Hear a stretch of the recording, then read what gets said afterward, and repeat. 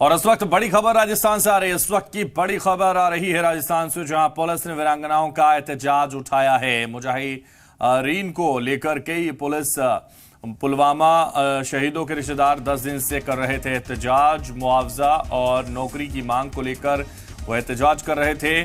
उसके बाद पुलिस ने उनको हटाया है। पुलिस ने वीरांगनाओं का एहतजाज खत्म कराया है। मुजाहिरीन को लेकर कई पुलिस पुलवामा शहीदों के रिश्तेदार 10 दिन से कर रहे थे एहतजाज।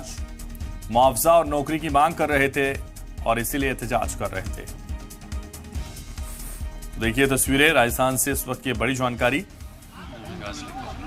जहां पुलिस ने वीरांगनाओं का एहतजाज उठाया है।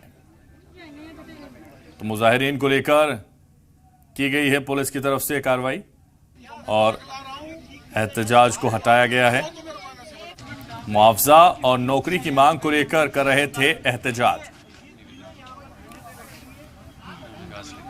5 दिन से मुख्यमंत्री के निवास के पास बैठी हैं। जब मुख्यमंत्री जी नहीं मिले तो इनका धैर्य टूट गया। ये मिलने जाना चाहती हैं तो पुलिस बल इनको मिलने नहीं देना चाहता। मेरे को डर है फिर इनके साथ बदतमीजी हो सकती है, इनको पीटा जा सकता है, मारा जा सकता है, फिर पिन चपाई जा सकती है, इनके कपड़े खींचे जा सकते हैं, इनकी चोटी पकड़ी जा सकती है।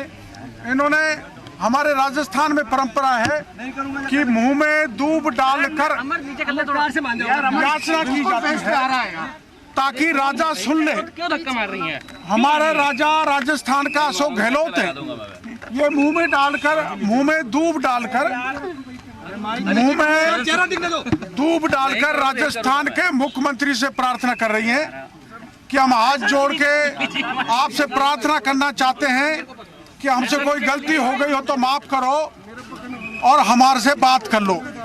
अब यहाँ बैरिकेड लगा दी, पुलिस आ गई, मुख्यमंत्री सुन नहीं रहे, इसलिए मैं वीरांगनाओं से प्रार्थना करूंगा कि आप अपने धरना स्थल पर वापस चले। मुख्यमंत्री जी जो है फ्रस्ट्रेशन में आ गए हैं। मुख्यमंत्री जी को ये पता कर लेना चाहिए कि इससे पहले भी देवर को, भाई को, भतीजे को, काका को, सबको नौकरी दी हुई है। वो फाइल तो मंगवा लो मुख्यमंत्री जी। आप किस आधार पर कह रहे हो नई परंपरा डलेगी?